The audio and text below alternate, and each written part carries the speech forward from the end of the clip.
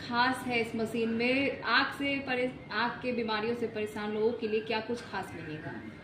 ये जो नई मशीन है इसमें हम लोग रेटिना को ऑलमोस्ट कंप्लीट मैंने संपूर्ण रेटिना की जांच कर सकते हैं, वो भी कुछ सेकंड्स के अंदर, और वो भी बिना पुतली फैलाए। जैसे कि आप जानते हैं कि जो आँख का जो रेटिना होता है सबसे अंदर वाला भाग होता है, और हम लोग के आँख में रेटिना में जब हम लोग कोई भी चीज़ देखते हैं रेटिना में उसका इमेज प्रतिबिंब बनता है, और वो प्रतिबिंब फिर ऑप्टिक नर्व के थ्रू ब्रेन में जाता है, ब्रेन से तब हम लोग देख पाते हैं। तो रेटिना अगर गड़बड़ रहे तो रोशनी ठीक से नहीं देख पाते हम लोग। तो रेटिना में कई सारी बीमारियां होती है, और ऐसा है कि आज के समय में हर तीसरा मरीज में कुछ ना कुछ रेटिना में प्रॉब्लम रहता है। तो अभी तक जितनी मशीन होती थी उसमें कि रेटिना का कुछ ही पार्ट हम लोग देख पाते थे बढ़िया से।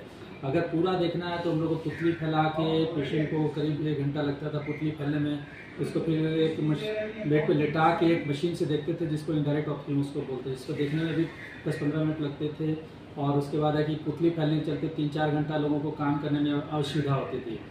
इस मशीन की खासियत ये है कि बिना पुतली फैलाए हुए कुछ सेकंड्स के अंदर ये वो काम कर सकता है जो हम लोग इतना देर लगाते हैं काम करने में। उसके बावजूद भी कभी कभी ह्यूमन एरर के चलते जो चीज़ें छूट सकती है वो चीज़ नहीं छूटता है।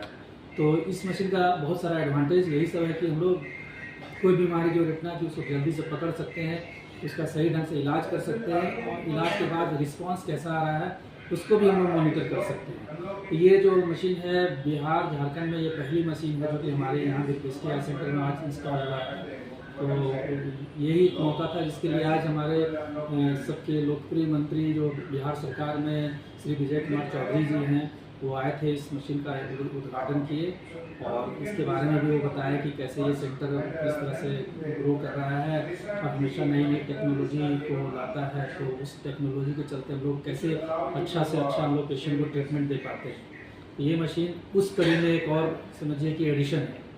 मतलब मिनटों घंटों का काम जो है कह सकते हैं मिनटों में हो जाएगा, सेकेंड में हो जाएगा। क्या कुछ इसके लिए सर अगर फीस की बात की जाए तो क्या कुछ फीस मिलेगा? पटना के लोगों को क्या कुछ और ऑफर मिलेगा? जी देखिए, ये मशीन बहुत ही एक्सपेंसिव मशीन है, लेकिन हम लोग है कि एक मरीज की जांच में लगभग 2000 का खर्च इसमें आएगा, 2000 का खर्च आता है।